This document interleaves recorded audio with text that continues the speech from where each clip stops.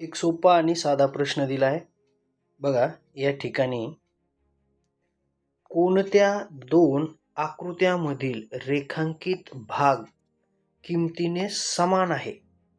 है ना, रेखांकित भाग. आता या ठिकाणी भाग आहेत 1, 2, 3, 4. ठीक आहे, म्हणजे 1/4 रंगवलेला आहे. या ठिकाणी 1, 2, 3, 4, 5, 6 6 भागापैकी 2 भाग रंगवले आहेत.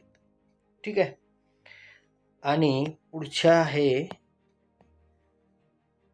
भाग. बघा, 1, 2, 3, 4, 5, 6 6 भाग आहेत आणि 6 पैकी 1, 2, 3 रंगवले आहेत.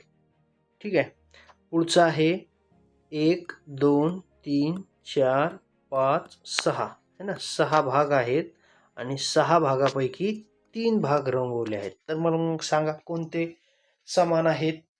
तर क आणि ड या ठिकाणी समान आहे. ठीक आहे, क आणि ड.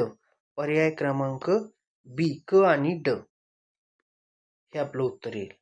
ठीक आहे, असं आपण काढू शकतो. म्हणजे जितके भाग असतील तितका छेद आणि जितके रंगवले तितके अंशामध्ये लिहायचे. सरळ सरळ सोपं.